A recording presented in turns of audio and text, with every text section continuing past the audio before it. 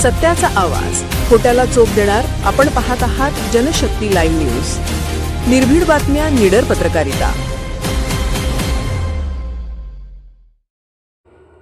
मिरजेत MSCB substation ऑपरेटरचा खून. अवघ्या 5 तासात 2 आरोपी जेरबंद.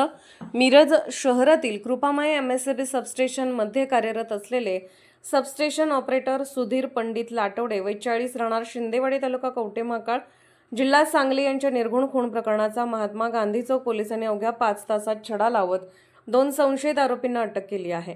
या जलद कारवाईबद्दल पोलिसांचे सर्वत्र कौतुक होत आहे. या प्रकरणी रामकृष्ण गणपती तोडकर वय 42 व्यवसाय सुरक्षा रक्षक यांनी दिलेल्या फिर्यादीवरून महात्मा गांधी चौक पोलीस ठाण्यात गुन्हा क्रमांक 264/2026 भारतीय न्याय संहिता कलम 103(1) अन्वये खुनाचा गुन्हा दाखल करण्यात आला आहे.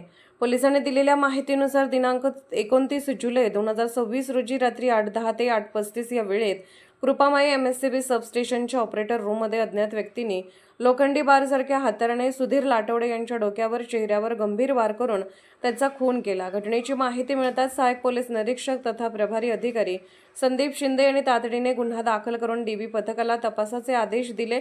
तांत्रिक माहिती, गोपनीय माहिती तसेच घटनास्थळावरील पुराव्यांचे विश्लेषण करून पोलिसांनी संशयितांचा माग काढला.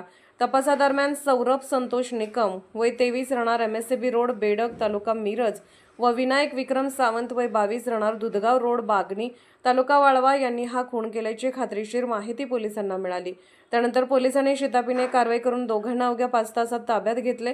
चौकशीत उघडकीस आलेल्या माहितीनुसार आरोपी सौरभ निकम यांचे वडील कृपामाई एमएससीबी सबस्टेशन येथे सुरक्षा रक्षक म्हणून कार्यरत आहेत.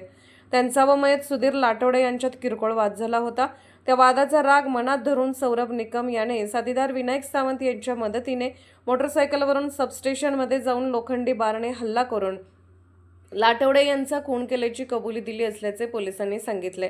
या प्रकरणाचा पुढील तपास सहाय्यक पोलीस निरीक्षक संदीप शिंदे हे वरिष्ठांच्या मार्गदर्शनाखाली करत आहेत. ही कारवाई पोलीस अधीक्षक तुषार दोशी, अप्पर पोलीस अधीक्षक कल्पना बारवकर, उपविभागीय पोलीस अधिकारी मुकुंद कुलकर्णी, पोलीस निरीक्षक संजय कुमार झाडे यांच्या मार्गदर्शनाखाली महात्मा गांधी चौक पोलीस ठाण्याच्या डीबी पथकाने केली. याप्रसंगी सांगली जिल्हा पोलिसांनी नागरिकांना आवाहन केले असून समाजात गुन्हेगारी प्रवृत्ती रोखण्यासाठी सराईत गुन्हेगारांविषयीची माहिती तातडीने पोलीस प्रशासनाला देण्याचे आवाहन करण्यात आले आहे. जनशक्ती लाईव्ह न्यूज चॅनलला लाईक करा, शेअर करा आणि सबस्क्राईब करा.